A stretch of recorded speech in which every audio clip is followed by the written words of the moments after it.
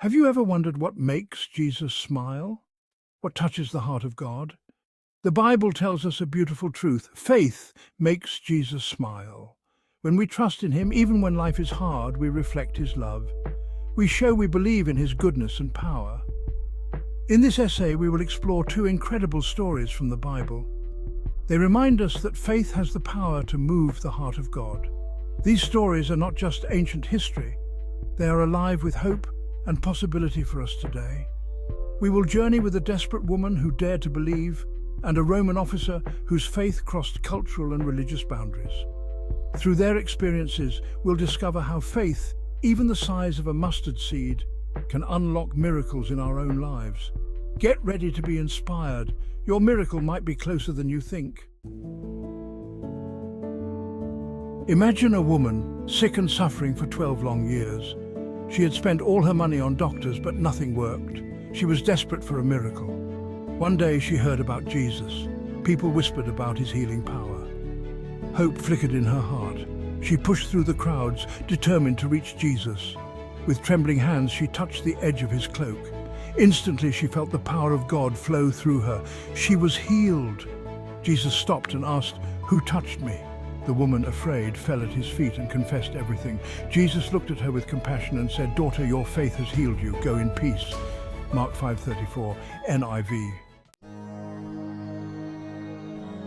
In another town, a Roman centurion faced a different crisis, one that tested his faith and compassion. His servant, a man he cared for deeply, was gravely ill and near death, causing the centurion great distress. The centurion, despite his power and authority, humbled himself in this moment of desperation. He had heard of Jesus' miracles and believed with all his heart that Jesus could heal his beloved servant. He sent Jewish elders to Jesus, pleading earnestly for his servant's life, showing his deep concern and faith. They told Jesus, "This man deserves your help.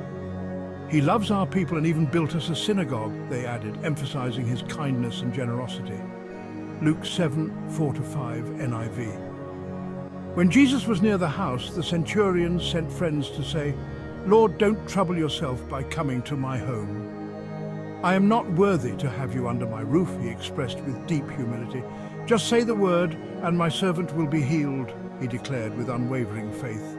"I know you have authority, just like I have authority over my soldiers," he explained, drawing a parallel to his own command. Luke 7:6-8, NIV. Jesus was amazed by the centurion's profound faith and understanding of authority. He said to those around him, "I tell you, I have not found anyone in all of Israel with such great faith." Luke 7:9, NI4. And miraculously, the centurion's servant was healed at that very hour, a testament to the power of faith and belief. These two stories, separated by time and circumstance, share a powerful common thread: unwavering faith in Jesus. This faith transcends generations, cultures, and personal struggles, uniting people in their hope and belief. The woman with the bleeding disorder and the Roman centurion came from different worlds, yet they both dared to believe in a power greater than themselves. Their stories are timeless, echoing through the ages as testimonies of faith and divine intervention. They reached out to Jesus with expectant hearts, and their faith unlocked miracles. Their actions remind us that faith is not just a passive belief, but an active reaching out, a hopeful expectation of the extraordinary. Just like these individuals from the Bible, we face challenges in our modern world. Our struggles may look different, but the essence of our trials remains the same. We experience sickness, worry, and uncertainty. These feelings can be overwhelming, making us feel isolated and helpless. But these stories remind us that Jesus is the same yesterday, today, and forever. His presence is a constant, unwavering source of strength and hope. His power to heal, to comfort, and to make things new is still available to us. This power is not confined to the pages of history, but is alive and active in our lives today. We may not be facing physical ailments like the woman or a servant's illness, but our battles are just as real and significant. We might be battling fear, anxiety, or despair. These internal struggles can be just as debilitating as any physical condition. Like the centurion, we might feel unworthy or think our problems are too small to bother God. We may doubt our worthiness to receive his help, but Jesus sees our hearts. He understands our deepest fears and desires, and he is always ready to respond with compassion and love. He cares deeply about every detail of our lives. No matter how insignificant we may feel, his love and concern for us are boundless and ever-present. Section 5. Holding fast to hope. When faith feels impossible. What happens when faith feels impossible? When doubts cloud our minds and fear threatens to overwhelm us, we can find encouragement in the story of the woman who touched Jesus' cloak. She didn't let her circumstances define her faith. She didn't give up hope. Even after 12 long years of suffering, she clung to the belief that Jesus could heal her, and in her moment of desperation, she acted on that belief. She reached out, even though it meant pushing through a crowd and risking rejection. Her story reminds us that faith isn't about feeling strong all the time. It's about holding on to hope, even when our circumstances seem impossible. It's about taking that step of faith, no matter how small it may seem. Section 6. The unwavering power of trust, a lifeline in the storm.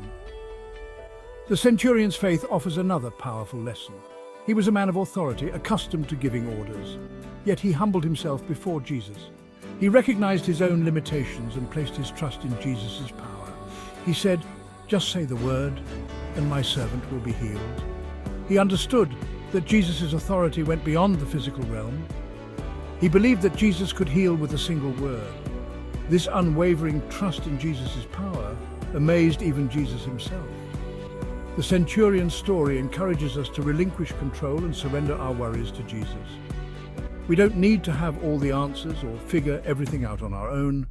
Our part is to trust in his goodness and his plan, even when we don't understand. Section 7.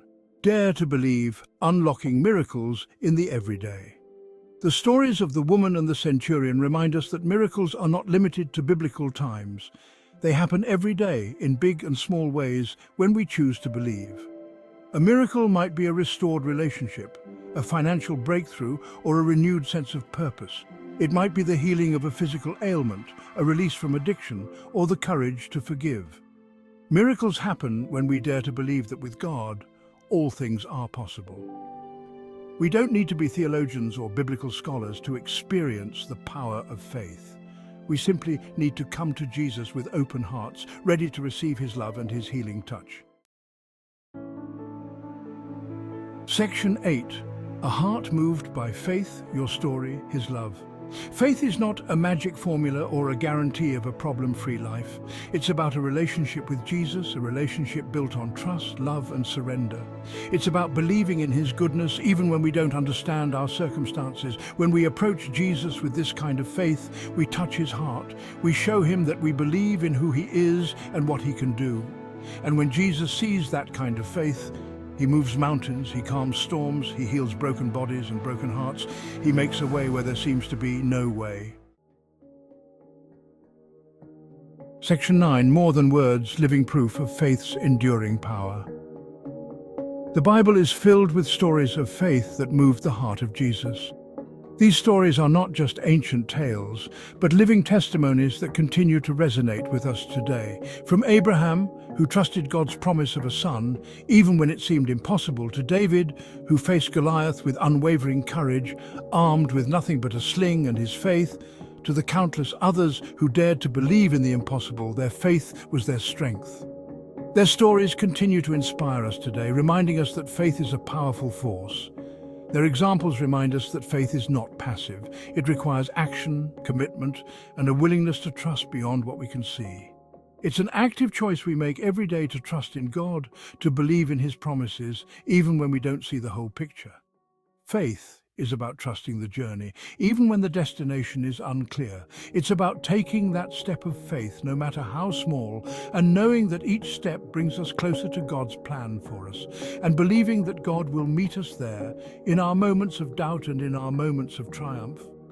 The legacy of faith doesn't end with the heroes of the Bible. It continues with us, in our daily lives and in our communities. Countless individuals throughout history and in our present day have experienced the transformative power of faith. Their stories are a testament to the enduring power of belief. They are living proof that faith can move mountains, heal brokenness, and bring hope to the darkest of circumstances. Their lives are a beacon of hope, showing us that with faith anything is possible. They remind us that we are never alone in our journey. Section 10. Go forth with faith. The world is waiting for your miracle.